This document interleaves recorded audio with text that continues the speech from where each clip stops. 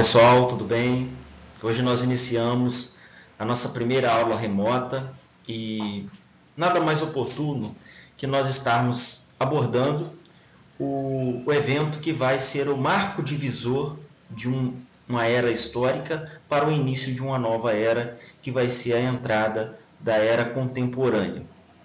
Bom, a Revolução Francesa ela tem um recorte temporal e ao longo desse período de 10 anos vão ocorrer várias fases, mas antes de nós adentrarmos propriamente na Revolução Francesa, é preciso nós entendermos quais foram os fatores que resultaram na Revolução Francesa e principalmente entender os conceitos que giram em torno dessa revolução. Os princípios que levaram à Revolução Francesa são princípios fundamentalmente liberais, influenciados pelos ideais de John Locke, entre outros filósofos iluministas: liberdade, igualdade e fraternidade. Mas por que questionar a liberdade, a igualdade e a fraternidade naquele contexto? Qual era o contexto da França em finais do século XVIII?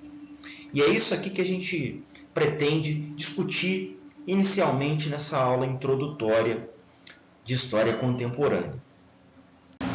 Bom, para a gente entender o que resultou a Revolução Francesa, a gente precisa se atentar para o movimento, o contexto em que a Europa estava inserida e a França no final do século XVIII. E antes da Revolução, a sociedade francesa ela era uma sociedade estamental, ou seja, não era uma sociedade que existia possibilidade de mobilidade social. Era uma sociedade composta por 3 estados, sendo que o primeiro estado era composto pelos membros da Igreja Católica, o clero. O segundo estado era a nobreza, que eram os nobres ligados à monarquia. E o terceiro estado, que era uma parcela da burguesia e também os demais membros da sociedade, sendo que esse terceiro estado ele era a maior parte da população. Então, nesse contexto, quem pagava os impostos, quem contribuía para sustentar o primeiro e o segundo estado, era a maior parte da população que estava no terceiro estado.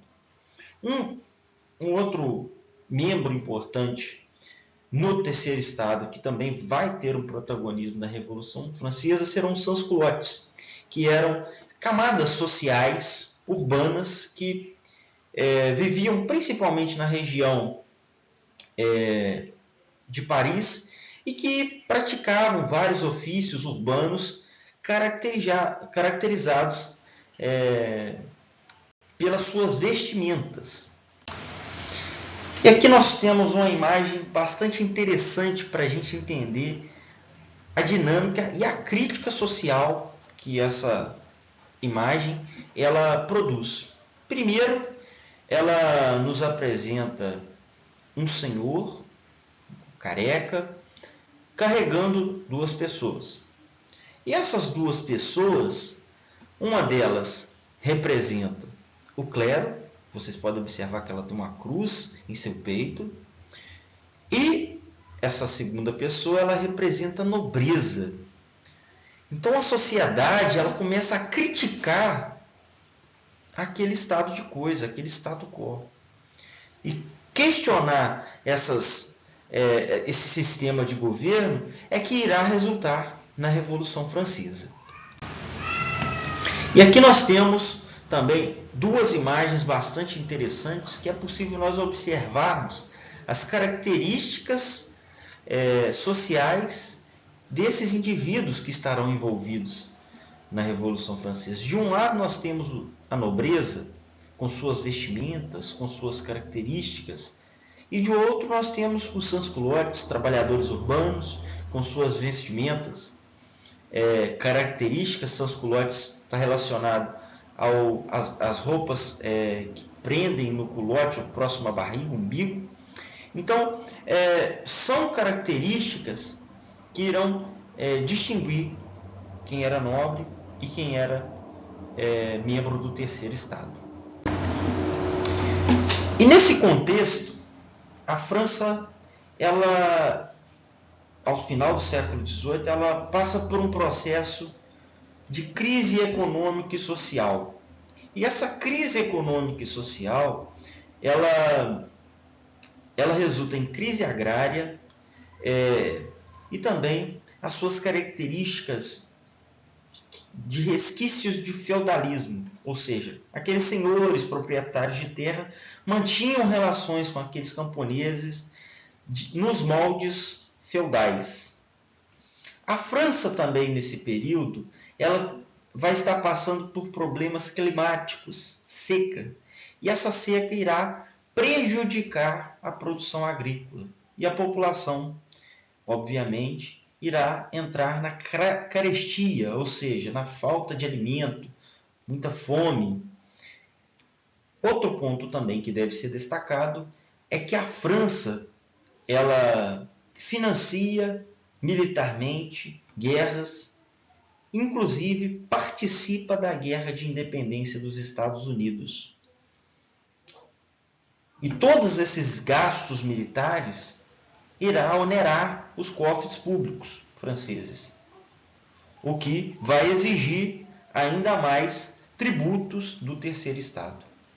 Nas cidades e no campo, o desemprego e a fome eram questões relacionadas a esse contexto.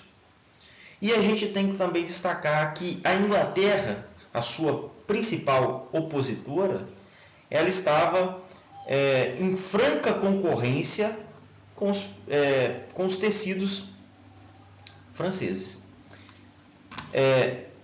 Outro ponto que nós devemos também destacar é que a burguesia e as camadas populares, diante dessa situação, ela começa a se organizar e se insurgir contra o primeiro e o segundo Estado. Nesse primeiro momento, será organizada uma reunião para discutir as demandas do primeiro, do segundo e terceiro Estado. E aqui nós temos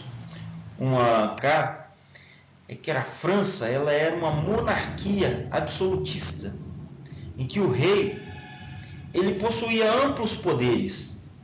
Mas há que se acrescentar que o absolutismo, nós discutimos isso, e a historiografia ela debate isso com maior amplitude, que o absolutismo ele não deve ser entendido na perspectiva que o rei possuía poderes absolutos e tomava as decisões deliberadamente.